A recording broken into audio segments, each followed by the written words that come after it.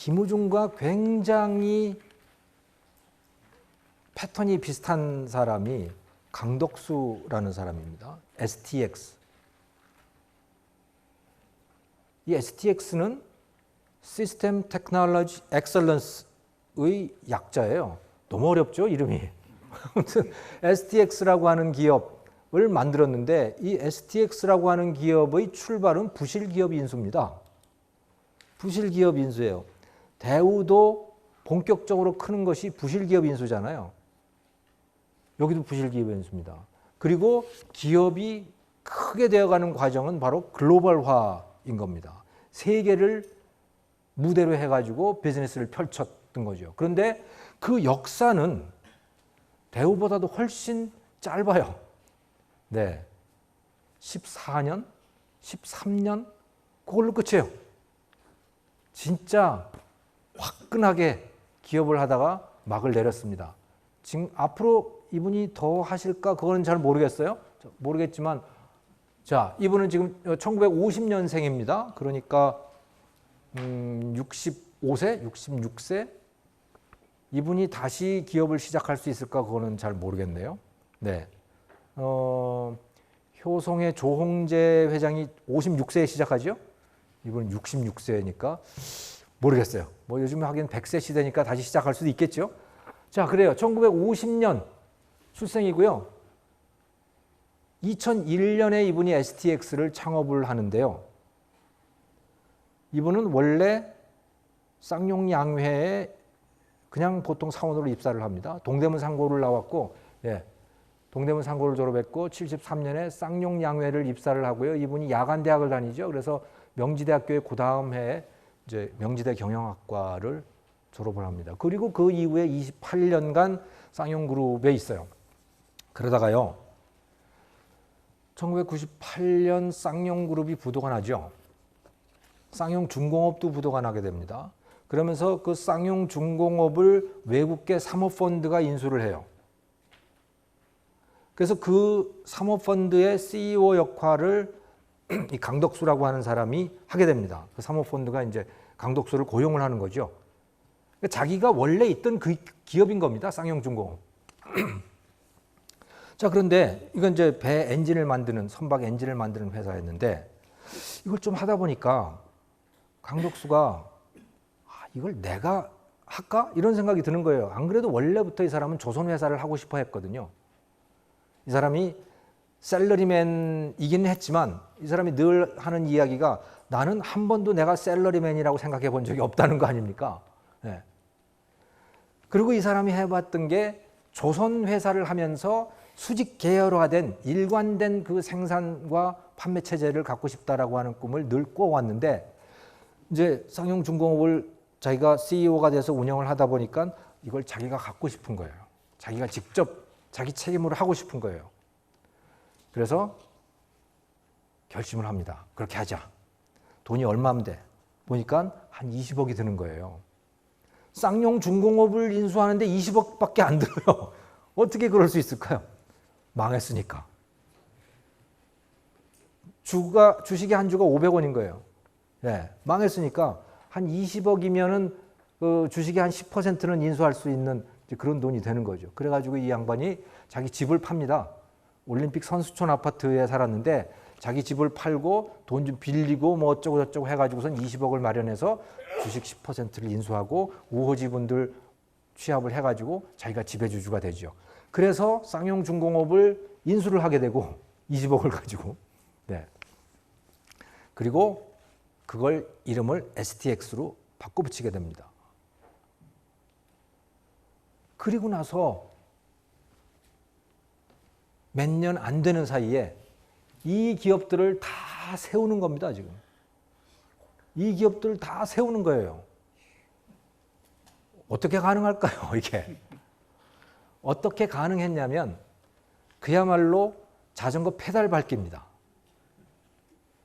페달을 계속 밟으면 자전거는 가잖아요. 멈추면 쓰러지죠. 그런 방식이었던 거예요. 구체적으로 보면 어떤 거냐면 자, 부실기업을 인수했습니다. 쌍용중공업을 인수했어요. 그래가지고 그걸 정상화를 시켜요. 정상화시키는 것은 김우중이 했던 방식과 매우 유사합니다. 그걸 정상화를 시키니까 이제 매출도 일어나고 이제 그렇게 되잖아요. 그러면 그 회사를 다시 상장을 합니다. 그 회사를 주식시장에 상장을 하는 거예요. 그리고 자기가 갖고 있던 주식을 매각을 하는 거죠. 그리고 거기서 현금이 생기면 그걸 가지고 또 다른 기업을 인수를 하는 거예요. 근데 그게 전혀 무관한 기업이 아니고, 예를 들어 쌍용중공업, 원래 STX는 선박 엔진을 만드는 회사였거든요. 선박 본체를 만드는 회사를 인수를 하는 거예요, 또. 그래서 대동공업이라고 하는 거를 인수를 하는 거죠. 그렇게 해서 제대로 된 배를 만드는 체제를 갖추는 겁니다. 그렇게 하고 그 회사를 또 상장을 시켜가지고 현금화를 시키고, 또 이번에는 해운 회사 범양상선을 또 인수를 합니다. 그게 이제 STX STX 해양 STX 조선해양이라고 하는 이 기업을 또 만드는 거죠. 이걸 계속해 나가는 거예요. 그런데 이게 상당히 위험한 거죠. 매우 공격적이고 매우 빠른 속도로 기업을 확장할 수는 있지만 어느 순간에 멈출 수밖에 없는 상황이 되면 자전거가 넘어지듯이 넘어질 수도 있는 그런 체제인 겁니다, 지금 이게. 네. 그런데 강덕수는 자신했던 거죠. 나는 괜찮아. 자신했던 겁니다. 김우중이 그랬듯이, 김우중은 나는 괜찮아라고 생각을 했던 거 아닙니까? 나는 괜찮아 했는데 결국은 불황을 만난 겁니다. 김우중이 IMF 외환 위기를 만났듯이 여기도 세계적인 불황을 지금 만난 거예요. 또 중국에 새로 등장하고 있는 그 중국의 조선 기업들을 만나게 된 겁니다. 그들은 매우 싼 가격으로 꽤 괜찮은 배들을 치고 나오는 거 아니겠습니까? 그러니까 선박 가격을 제대로 받을 수도 없는 그런 상황이 되는 거죠. 아무튼 그야말로 우후죽순으로 파죽지세로 매출이 성장을 합니다. 그래서 30조 원까지 가요. 10몇 년 사이에 2001년에 시작을 해가지고 2013년이죠. 2013년에 법정관리에 들어가게 되니까 그때까지 30조 원을 만들어냅니다. 매출을. 세상에. 어떻게 이것이 가능했을까요? 아무튼 정말 기적 같은 그런 일을 해내요. 그래서 이게 지금 이건 재계 랭킹인데요. 여기 보면 STX가 2008년부터 등장을 하거든요. 재계 랭킹에. 이게 15위입니다. 그 다음에 14위고 2012년이 13위, 13위로 해가지고 여기서 이제 마감을 하죠. 더 이상 자전거가 달리지 못하고 페달을 못 밟고 법정관리로 넘어가게 됩니다. 그런데 어쨌든 저렇게 되어가는 과정은 세계화 과정이었습니다. STX는 대부분의 매출이 다 해외에서 일어났어요. 예. 이게 지금 STX 건설이 2008년, 2009년, 2010년에 만들어낸 매출이거든요. 매출을 보시면 다 해외예요. 여기 보시면 뭐 아랍에미레이트의 아부다비, 요르단, 또 아부다비, 사우디, 가나, 괌, 이라크, 멕시코, 이라크 뭐 다 이렇습니다. 전부 해외에서. 그러니까 국내에서 만약에 저렇게 했다면요, 저런 속도로 확장이 됐다면 저런 매출을 일으킬 수가 없는 거예요. 근데 전 세계를 대상으로 저렇게 하니까 너무 빨라가지고 사실은 탈이 나긴 했지만 아무튼 세계 시장을 충분히 활용한 그런 전략을 썼던 것이죠. 그래서 심지어는 STX는 인턴들도 해외 근무였습니다. 그래서 이 사람들이 다 인턴이었는데 글로벌 파이오니어라고 하는 사람들이 다 인턴들인데 이 사람들이 인턴으로 뽑혔거든요. 근데 이 사람들이 일할 때가 터키, 두바이, 인도, 베트남, 싱가포르, 홍콩 이래요. 국내는 없어요. 왜? 사업장이 없으니까. 네.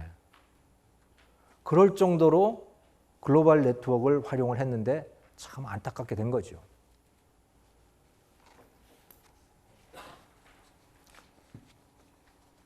그러니까 이 두 기업들을 보면 세계 시장이라고 하는 것이 정말 광대하다. 국내 시장하고는 비교도 안 될 정도로 광대하고 어마어마한 가능성이 존재하는 곳이다 라고 하는 것을 우리가 확인할 수가 있어요. 하지만 위험하기도 하다 라고 하는 것도 또 확인할 수가 있는 거죠. 자, 그런데요, 요즘 보면 참 안타까운 것이 있어요. 우리가 세계에 진출하던 그 기상이 다 사라진 것 같아서 요즘에 정권마다 다 하는 이야기가 내수 활성화입니다. 내수 활성화, 따뜻하게 들려요. 근데 내수 활성화라고 하는 게 뭘까요? 따져보면요, 돈 쓰자는 겁니다. 돈 쓰자. 누구 돈을 쓰나? 자기 돈을 쓰는 게 아니고요, 남의 돈 쓰자는 얘기입니다. 세금 걷어서 나한테 좀 돈 좀 써줘, 이 얘기고, 또는 돈 풀어서 나한테 돈 좀 써줘, 이런 이야기예요. 나는 더 이상 뭘 할 힘이 없으니까 당신들이 나한테 좀 뭐 좀 해줘, 이야기죠. 자, 그래서 오른쪽 주머니의 돈을 왼쪽 주머니로 옮기고, 옮기는 과정에서 세고, 저러면서 사람들 게을러지고, 그게 지금 우리가 하고 있는 경제정책의 핵심이라는 거예요. 매우 안타깝죠. 우리가 갖고 있는 그 기상이 점점 더 쇠해지기 때문에, 자, 우리가 어떤 태도를 가지냐에 따라서 정말 다른 결과를 가져올 수 있다라고 하는 것을 이 기업의 사례를 가지고 여러분들한테 보여드리고 싶습니다. 면도칼 기업입니다.